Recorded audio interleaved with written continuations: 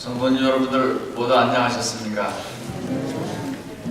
제가 볼 때 목사님들 중에서 제일 튼튼하신 목사님은 김동준 목사님이라고 생각을 했었는데 김 목사님 오늘 찬양대 못 올라오신 거 보니까 감기 걸리신 분이십니다. 공 집사님 젊은 날에 꿈을 이루시는 것 같습니다. 지금 저도 토스트의 기도나 아니면 그 파니스 안젤리코 같은 이런 노래를 언제 한번 양 집사님한테 반주하라고 동참 한번 해보고 싶어요.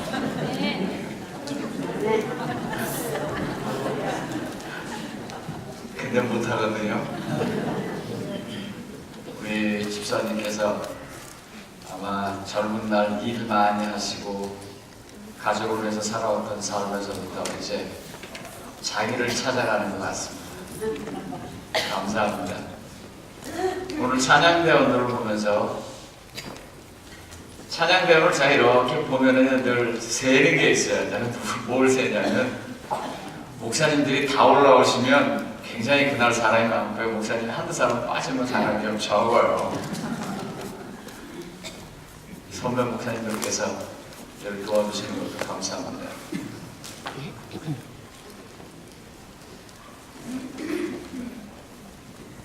이 시에 보면 여러 가지 많이 있습니다. 그 중에 여러분들 좋아하는 시도 있을 거고, 오늘 제목처럼 한 송이 꽃피우는 나라는 무슨 시가 생각나세요? 김소월님의 진달래꽃도 나고 또 서정주님의 모두 나오고 많이 나죠. 서쪽새는 그렇게도 울었나 보다. 우리가 지금 그 장면으로 하고 있습니다. 에스겔서 36장 35절에 이렇게 말합니다. 사람이 이르기를 이 땅이 황폐하더니 이제는 에덴 동산같이 되었고 황량하고 적막하고 무너진 성읍들에 성벽과 주민이 있다. 이 본문은요, 그 시대로 돌아가서 보면은요, 그냥 간단한 얘기가 아닙니다. 처음에 로마린다에 와가지고 저를 이렇게 안내하면서 지금 현재 교회 부지 거기를 가서 우리가 여기다 교회를 지을 겁니다 하는데 정말 상망했습니다. 아시는 것처럼 거기 사람들이 이 쓰레기 같은 거를 좀 잘 갖다 버렸어요. 거기 아무도 없으니까요. 그 다음에 낡은 집은 두 채 있고 그 이상한 그 캘리포니아의 그 가시덤불 같은 나무 함축인데 여기다가 교회를 지을 겁니다. 근데 요즘 보니까요, 이제 그 교회 주변에 고급 주택지들 들어오게 생겼더라고요. 그런 생각 드시죠? 그럼 질 데가 거기밖에 없어요, 이제요. 이 에스겔서 36장의 본문은요, 에스겔 선지자가 마치 이런 장면에서 본 것입니다. 딱 설교 도면 하나 딱 갖고 와가지고 황량한 대지에서 그걸 쭉 펴놓고 저기는 뭐가 서고 저기는 뭐가 서고 드디어 저기에는 성곽이 쭉 들어서고 사람들은 이 안에서 안전하게 거할 거다 그러는 거를 저 라스베가스 가는 바알수도쯤에 어디 아무것도 없는 데서 보면서 이야기하는 거랑 똑같은 내용입니다. 좀 더 구체적으로 얘기할까요? 에스겔은요, 제사장 부시의 아들입니다. 이름의 뜻은 하나님은 강하시다, 아니면 하나님은 나를 강하게 하신다. 그런데 말입니다, 다니엘이 잡혀간 이후로 두 번째로 느부갓네살에 의해서 포로로 잡혀가서 지금 있는 중입니다. 포로로 잡혀가서 5년이나 포로 생활을 했어요. 여러분, 그러면 사람이 어떻게 될 것 같습니까? 제 나라도 아니고 남의 나라에 가서 5년째 포로 생활을 하고 있는데 그때 하나님의 계시가 그에게 임하는 것입니다. 그래서 지금 말하라고 하는 거예요. 이 에스겔서 36장은 하나님께서 이스라엘을 심판하시고 그 주변의 나라를 심판하시고 난 다음에 회복시켜주는 과정의 일부입니다. 593년 여호와긴이 잡혀간 지 5년째 되던 해 하나님께서 그를 부르십니다. 목사가 설교할 때 신날 때가 있습니다. 뭐냐면 어느 집에 갔는데 그 집에 어머니는 아주 기도를 많이 하시고 그 집에 아버님은 아주 봉사를 많이 하는데 그 집에 아들이 사법고시 1등으로 딱 합격했다고. 그럴 때 와서 설교해달라고 하면 할 말이 너무 많아요. 제일 힘든 때가 언제인 줄 아십니까? 사람은 돌아가셨는데 그분은 교회를 안 다녔어요. 근데 그분의 자녀가 교회를 다녀요. 그것도 아주 교회에서 열심히 다니고 정말 좋은 일을 많이 해요. 와서 예배 받아달라요. 뭐라고 하겠어요? 그때는 정말 꼬투리 하나라도 찾아내려고 굉장히 노력을 합니다. 그런데 그것도 할만합니다. 진짜 못할 건 뭔지 아세요? 눈앞에서 빤히 잘못하고 있는데 그 잘못에 대해서 이야기하는 것입니다. 5년 동안 포로 생활을 하면서 왜 포로를 왔는지 너무 잘 알죠? 그들이 제일 먼저 어디서부터 잘못했습니까? 히스기야가 하나님 살려주세요 하고 벽을 보고 기도하면서 15년이라는 귀한 시간을 얻습니다. 그건 그 당시에 전 세계에 센세이션을 일으키는 일과 같습니다. 저기 한 어떤 총부가 그냥 아프다가 어디 가서 무슨 뿌리를 하나 캐면 어떠니 병난 게 아니고요. 오늘날로 말하면 러시아의 푸틴 대통령이든지 아니면 중국의 시진핑이든지 아니면 이 미국의 트럼프 대통령이 드디어 무슨 병에 걸렸는데 그 나라의 최고의 의학 기술로도 날 수 없는 병에 걸렸습니다. 그런 그가 하나님께 기도합니다. 하나님께 아주 간절히 기도했더니 병에 났어요. 그래서 온 세상 사람들이 다 쳐다보는 거예요. 비록 나라는 작지만 유대인 임금 히스기야가 죽게 되었다가 났습니다. 그걸 빌미로 바벨론의 사신이 옵니다. 하나님께서 병을 낫게 할 때 목표가 병 낫는 것입니까? 아니면 그 다음입니까? 여러분 대답하셔야 돼요. 이거는요. 하나님께서 사람에게 병을 낫게 하거나 어떤 문제를 풀어줄 때 그것이 목표입니까? 아니면 그 다음이 목표입니까? 성전을 지을 때 성전을 짓는 것이 목표입니까? 그 다음이 목표입니까? 그 다음입니다. 그런데 히스기야가 그렇게 못했어요. 히스기야가 자기의 모든 재물들을 다 보여줬어요. 나도 만만히 보면 안 돼. 바벨론 사신이 웃고 갔을 것입니다. 그리고 그 모든 것들이 바벨론으로 옮겨가고 이제 에스겔까지 그곳에 온 것입니다. 그래서 5년을 지나면서 지칠 대로 지쳤습니다. 제사장의 아들, 오늘날로 말하면 목사의 아들입니다. 애기는 맨날 설교한다고 돌아다니는데 집은 배가 고프고 유리창은 깨졌고 자식은 공부를 제대로 못하고 그런 처지나 마찬가지입니다. 그렇게 5년을 살았는데 하나님이 말씀하시기를 거대한 도면을 주면서 앞으로 우리의 성전이 이렇게 지어질 것이다. 그 말하는 게 쉽겠어요? 어렵겠어요? 그건 쉬운 일 아닙니다. 저는 마음이 답답하고 힘들 때마다 프로리아의 이야기를 읽기를 좋아합니다. 신기현 목사님이 쓰신 새 다니엘서 연구에 아마 어디쯤 그게 나와 있습니다. 제가 보고 페이지를 잊어버렸는데 루차르 본버란트 목사님이라고 하는 루마니아의 정말 신앙적인 훌륭한 목사님이셨어요. 공산주의에 굴하지 아니하고 계속해서 그 신앙을 지키기 때문에 공산주의자들이 그를 잡아서 감옥에 갖다 집어넣었습니다. 여러 감옥에 집어넣었어요.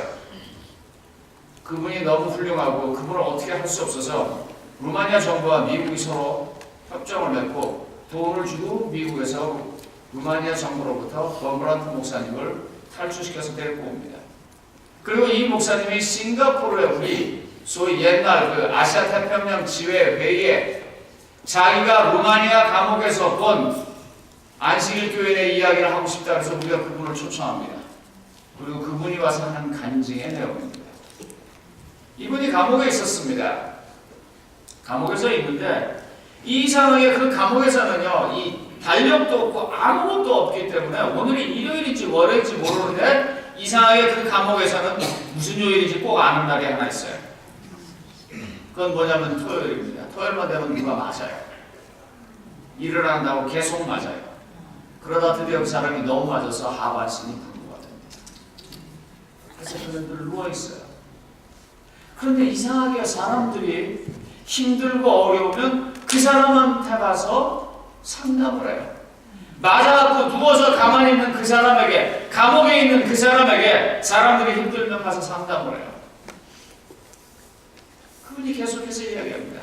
이 사람들이요, 빵을 나눠주면 빵을 조금씩 모았다가 몇 달에 한 번씩 성만찬 예식을 합니다. 그 빵을 가지고. 그런데 성만찬 예식을 할 테이블을 아무리 찾아도 없어가지고 가만히 생각하니까 그 하반신이 마비돼서 누워있는 플로리아의 가슴이 제일 좋은 것 같아서 여기다가 빵을 놓고 설교는 플로리아가 했습니다. 그런데 그때 한 설교 내용이 이거예요. 형제들아, 정의를 봐라. 위에는 하나님이 계신다 하는 성경 말씀을 가지고 그 얘기를 범브런트 목사님이 와서 싱가포르 우리 총회에서 얘기했어요. 하나님의 백성이 있는데 하나님의 주의를 성수하기 위해서, 하나님의 나를 지키기 위해서 그가 맞았지만, 그래서 하반신이 불구가 되는 그런 장애를 입었음에도 불구하고 그는 하나님을 놓치지 않냐고 위를 바라보라고 설교하는 사람이 제일 선배였습니다 하고 신앙 고백합니다. 에스겔 선지자는 마치 그런 사람입니다. 5년 동안 포로로 있으면서 있는 거라고는 아무것도 없습니다. 그런데 하나님은 그에게 오셔서 기별을 전하라고 말합니다. 이스라엘이 왜 이 지경이 됐는지, 앞으로 이스라엘은 어떻게 될 것인지 하나님을 믿으라고 말합니다. 여러분, 에스겔 선지에서 제일 많이 나오는 말이 뭔지 아십니까? 에스겔에서요. 65번 이 말이 나와요. 무슨 말이 나오냐면 그들이 나를 여호와인 줄 알리라. 그들이 나를 여호와인 줄 알리라. 어려운 형편에서도 65번이나 그들이 나를 여호와인 줄 알리라. 에스겔서는요, 이스라엘이 하나님을 알아가는 과정을 이야기하는 것입니다. 그냥 예배 시간에 제사로 그냥 아는 것이 아니라 진심으로 아는 것, 자기의 삶 속에서 알아가는 것, 그런 것을 말하는 것입니다. 저는 오늘 건축을 위한 기도를 드릴 때 그렇게 기도를 드렸어요. 아시는 것처럼 저희 교회 건축은 철근으로 짓고 있습니다. 소위 아마 강도 9 정도 되는 지진이 온다고 해도 버틸 수 있을 만한 그런 강한 건물입니다. 그러나 저는 그것을 의지하지 않습니다. 저는 무엇을 의지하냐면 그와 같은 철근과 철근들이 연결되는 것처럼 성도님과 성도님들이 예수 그리스도의 십자가로 연결되는 것을 저는 더 굳게 믿습니다. 우리가 큰 논어들이 있지만 우리의 마음에 들어지는 기도 때문에 성전이 더 강해질 것을 저는 믿습니다. 아주 연약한 사람들이 자기 마음에 진심을 다해서 드려지는 헌금 때문에 성전이 더 굳게 되어지는 것을 믿습니다.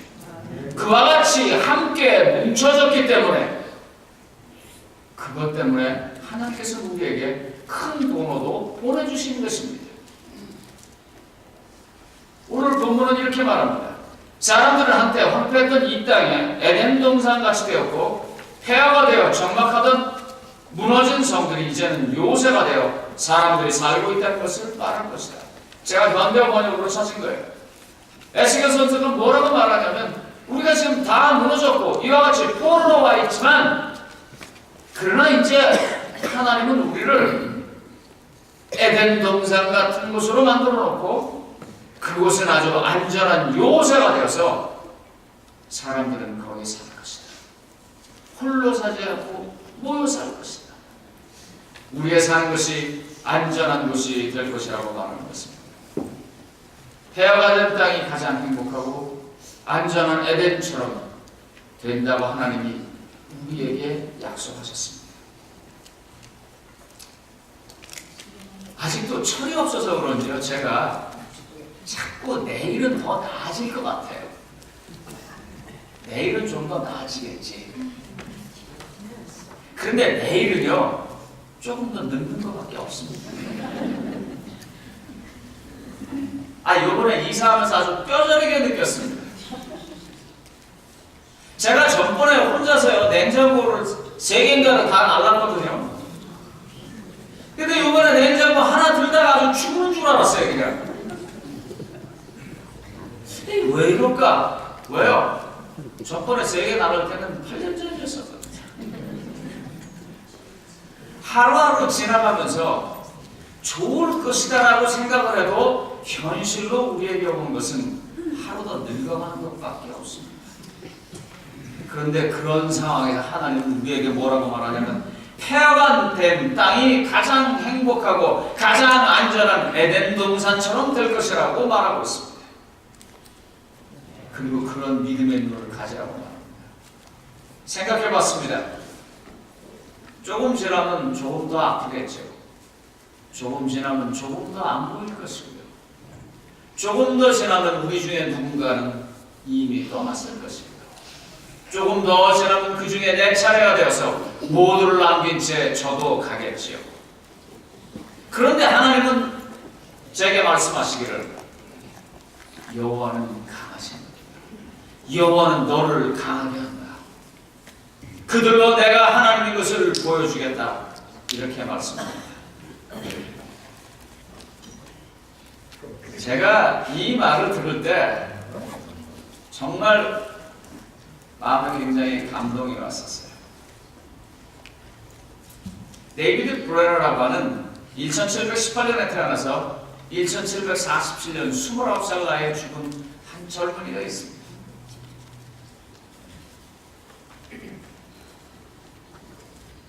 예일에 가서 신학을 공부하려고 예일대학에 갔습니다. 그 부분에 대해서는 학자들마다 얘기가 조금씩 다르기 때문에 뭐가 정확한지 잘 모르겠지만 제 짐작과 제 소견으로는 가슴속에 이 정열이 있는 데이비드 브레너가